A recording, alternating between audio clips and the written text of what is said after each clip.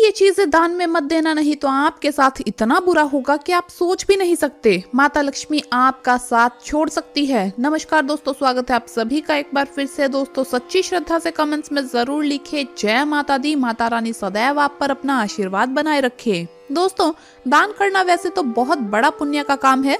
सभी धर्मों में दान को महत्वपूर्ण माना जाता है और इसकी महिमा भी बताई गई है।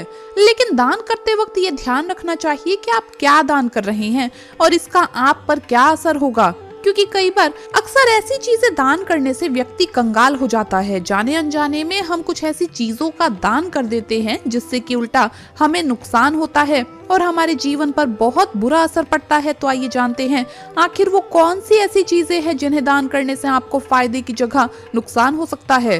दोस्तों आगे बढ़ने से पहले आपसे रिक्वेस्ट है कि वीडियो को लाइक करें, अपने दोस्तों के साथ शेयर करें और अगर आपने अभी तक चैनल को सब्सक्राइब नहीं किया है तो सब्सक्राइब करके बेल आइकन जरूर प्रेस करें। तो चलिए जानते हैं कि किन चीजों का दान आपको नहीं करना चाहिए। दोस्तों नंबर 1, अनाज का दान। कई लोग गरीबों को आटा चावल दान करते हैं। वैसे तो दोस्तों अनाज का दान सर्वोत्तम माना गया है। किसी गरीब को घर का अनाज देने से घर में सुख समृद्धि धन दौलत सब कुछ प्राप्त हो जाता है। महालक्ष्मी व माता अन्नपूर्णा अति प्रसन्न होती है। लेकिन क्या आपको पता है अनाज का दान करते समय इस मंत्र का जाप अवश्य करना चाहिए। मंत्र कुछ इस प्रकार है जो कि 3 बार बोलना है।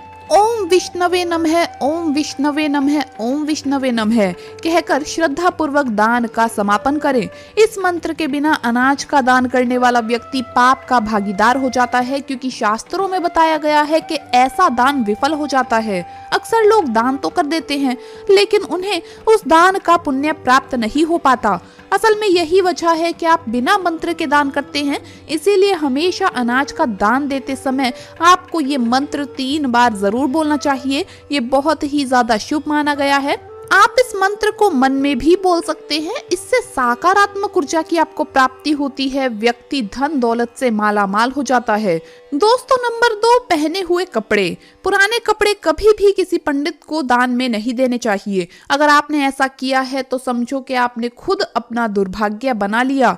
अगर आप इन कपड़ों को किसी गरीब को देते हैं तो ये उचित है, लेकिन किसी भी ब्राह्मण को कभी भी पुराने कपड़े दान में नहीं देने चाहिए। हमेशा याद रखें गरीबों को फटे कपड़े भी कभी दान में नहीं देने चाहिए।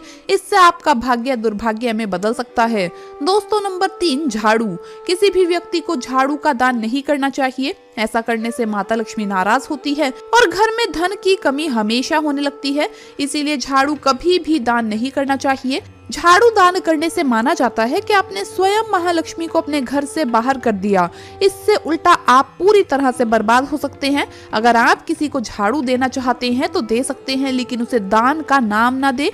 लेकिन झाड़ू नया खरीद कर ही दे, इस बात का भी ध्यान रखें।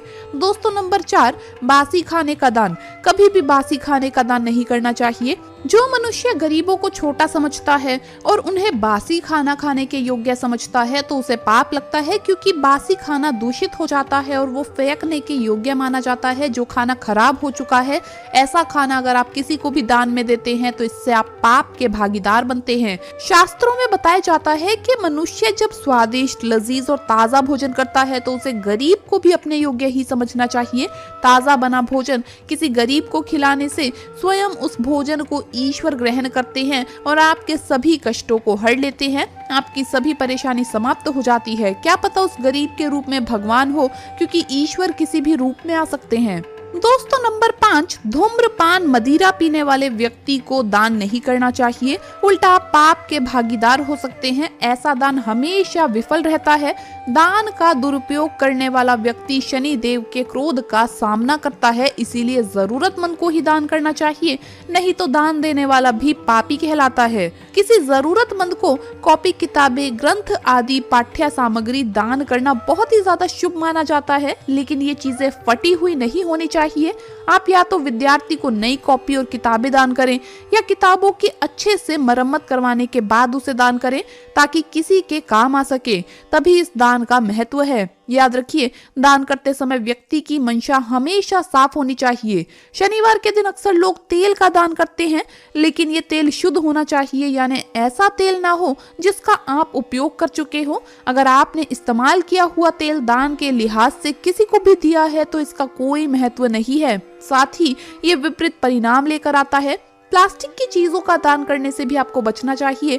माना जाता है कि प्लास्टिक का दान व्यापार को प्रभावित करता है। इसके अलावा नुकीली वस्तुएं जैसे चाकू, कैंची, तलवार आदि वस्तुओं का दान करने से भी परिवार की सुख शांति भंग हो सकती है। इसीलिए कोई भी नुकीली चीज दान ना करे।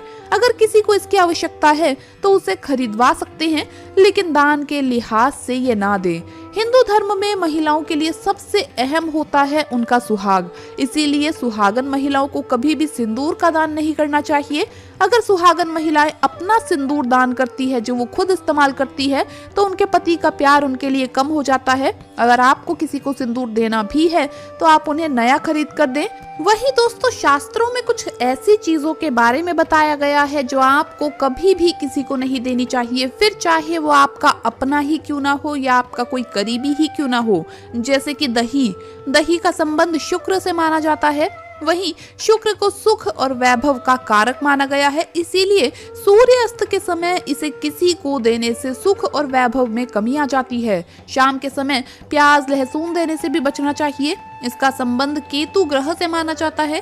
केतु ग्रह को ऊपरी ताकतों का स्वामी माना गया है। साथ ही इन सब का संबंध जादू टोने से भी है। इसीलिए प्याज, लहसुन देना अच्छा शगुन नहीं माना गया है। शाम के समय लोग घर का मुख्य द्वार खोल कर रखते हैं। दरअसल माना जाता है कि इस समय घर में लक्ष्मी जी का आगमन होता है। ऐसे में धन किसी और को देना लक्ष्मी जी को विदा करना माना जाता है। जिनका गुरु बलवान और शुभ है उन्हें गुरुवार के दिन किसी को भी हल्दी नहीं देनी चाहिए, खास तौर पर शाम के समय। इस दिन हल्दी देने से गुरु ग्रह कमजोर हो जाता है, साथ ही धन और वैभव में कमी आती है। पुराणों के अनुसार दूध का संबंध लक्ष्मी और विष्णु जी से माना जाता है। यही कारण है कि सायंकाल में इसे किसी को देना अच्छा नहीं माना जाता। मान्यता है कि इससे बरकत चली जाती है। अगर बहुत जरूरी है तो आप बाहर से खरीद कर दे सकते हैं, लेकिन अपने घर से बिल्कुल भी ना दे। तो आपको सायंकाल में दूध के दान से बचना चाहिए। इससे शनिदेव की आप पर कृपा बनी रहेगी। दोस्तों, देखा जाता है कि त्योहार हो या कोई शुभ अवसर हो, हम भगवान की प्रतिमा या पेंटिंग देना सही मानते हैं, जबकि ये गलत है। वास्तु विज्ञान के अनुसार भगवान की मूर्तियां अगर घर में हो तो उन्हें स्थापित करने से लेकर उनकी देखभाल करने के सभी नियमों का पालन किया जाना अनिवार्य है। अगर कोई व्यक्ति ऐसा ना करे तो इसका उस पर और उसके परिवार पर नकारात्मक प्रभाव होता है। हालांकि आप ऐसे व्यक्ति को भगवान से संबंधित कोई उपहार जैसे लड्डू गोपाल जी, गणेश जी या राधा कृष्ण की युगल तस्वीर अवश्य दे सकते हैं, जो इसका सम्मान के साथ ध्यान रख सके। वास्तु के अनुसार रुमाल और पेन भी किसी को गिफ्ट तक में भी नहीं देना चाहिए। इससे लेने और देने वाले पर नकारात्मक प्रभाव पड़ता है। अगर आप अपने काम से जुड़ी कोई वस्तु उपहार में देते हैं तो आपको अपने व्यापार में नुकसान झेलना पड़ सकता है। इसीलिए अगर आप किसी को अपने व्यापार से जुड़ी चीज बिना पैसों के देना भी चाहते हैं तो कम से कम 1 रुपया आप उससे जरूर ले लें। पानी से जुड़ी हुई चीजें जैसे एक्वेरियम, झरना, कछुआ आदि भी गिफ्ट में देने से आप अपने सौभाग्य को दूसरे को दे रही हैं। ऐसी चीजें देने से आपको आर्थिक परेशानियों का सामना करना पड़ सकता है। 7 घोड़ों की तस्वीर को वास्तुशास्त्र के अनुसार उपहार में देना अत्यंत ही शुभ माना जाता है। 7 घोड़ों को सूर्य का प्रतीक माना जाता है।